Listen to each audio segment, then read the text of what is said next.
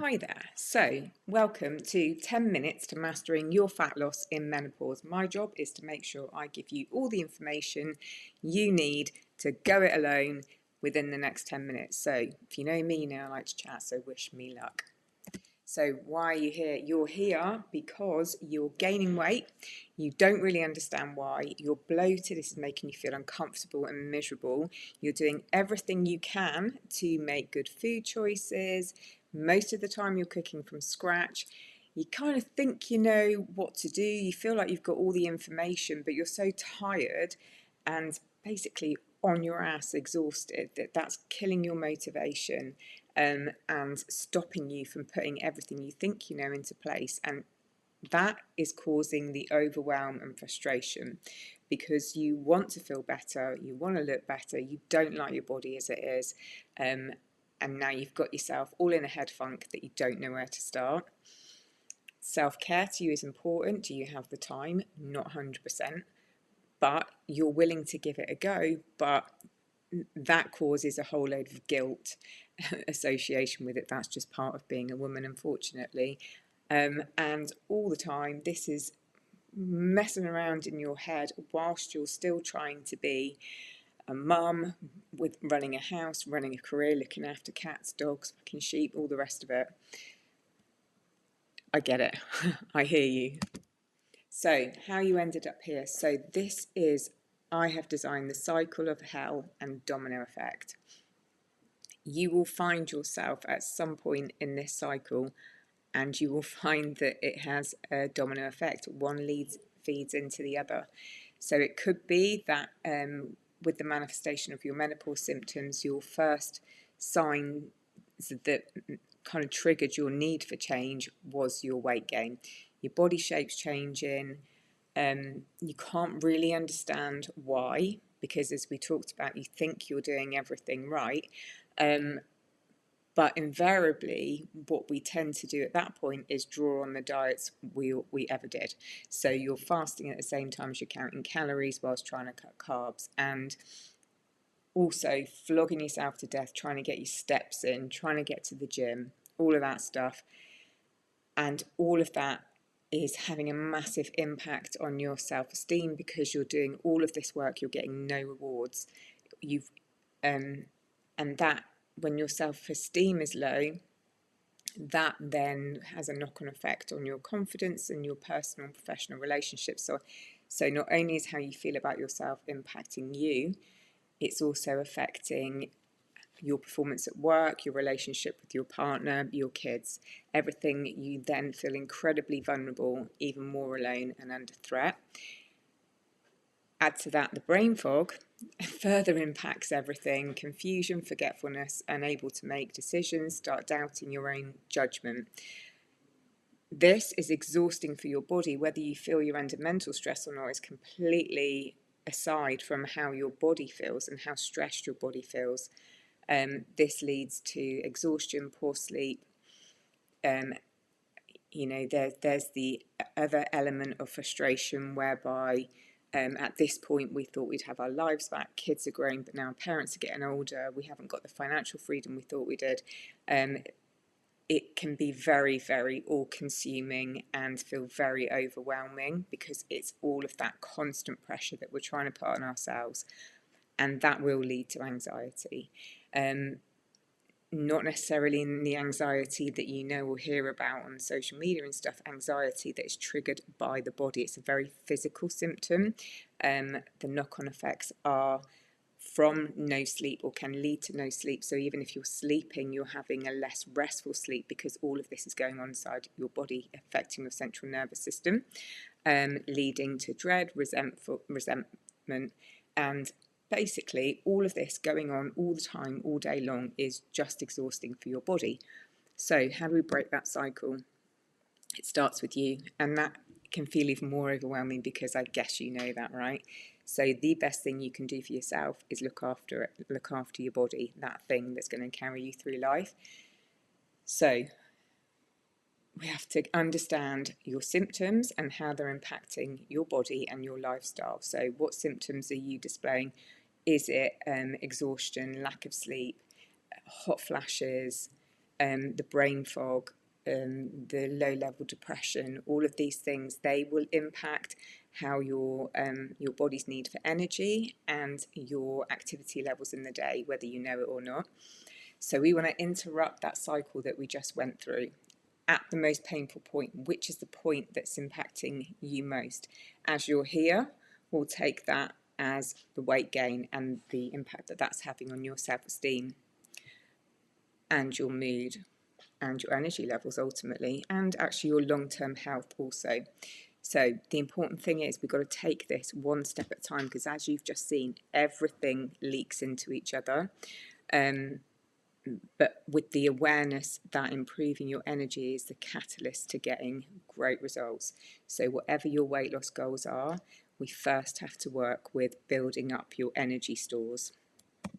And that can feel quite scary, because that can sometimes mean more food or more volume of food, right? So what about fat loss? It's only the calorie deficit. It's not sexy. It's not.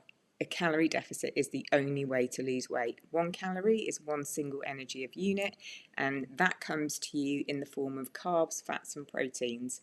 Fat loss will only happen if you are in a calorie deficit. So if you are not losing weight, regardless of what you think you're consuming or you know you're consuming, it means you're not in a calorie deficit, which either means you are consuming more energy than you think, or you are not expending as much energy as you think. And Apple Watches and whatnot have got a lot to answer for when it comes to this. Things to always remember. Fat loss takes time and patience, especially in menopause, right? Because there are so many other variables to consider. Because the lack of sleep or lack of energy will always have an impact on your hunger hormones. You will be craving because your body is desperate for energy, whether you think it needs it or not, right? And the type of energy that you give it becomes really important. So fat loss is simple. It is science and maths, that's all it is. However, it's not easy, and this is where the guilt and the frustration and the shame comes in, because you're judging yourself because you know it's simple, but you can't make it happen. And that's because it's not easy, because there are too many curveballs, and you've got a life, right? Things happen, shit happens, you've got stuff to deal with, and you're not used to putting yourself first. So let's start with self-awareness, right? Self-awareness with food, self-awareness with activity, habits and behaviours. You can't move past this point until you get really self-aware, as is, along with understanding the calorie contents of foods, right? Accurately weighing is so essential. You have to know what you're consuming to understand why you're not losing weight, why you are losing weight, or why you are gaining weight. The packaging is very rarely accurate, which is why we have to weigh. And just because foods are nutritious does not mean they're low calorie. So how can you get in a deficit? By understanding that calorie targets are very specific for you, your body, your lifestyle and your activity levels, right? And the rate at which you want to lose. So just following something that's been given to you by things like MyFitnessPal that are just generic numbers aren't necessarily going to work for you, yeah? When I work for my clients, we find the sweet spot for them so they can continue eating to feel full and satisfied whilst being in a deficit. It's about finding that sweet spot so that you don't bail at the end of the week because you're so bloody hungry. Okay, so the best way to do this is to start tracking your current diet. Do not change anything, and then ultimately go into each meal that you have and that you enjoy and make slight swaps. You can swap higher calorie foods for lower calorie. You can swap higher calorie foods for more volume, right? Just tweak what you're currently doing. There are other important factors like protein, like fibre. I'll save that for another one because it's 9.5 minutes in.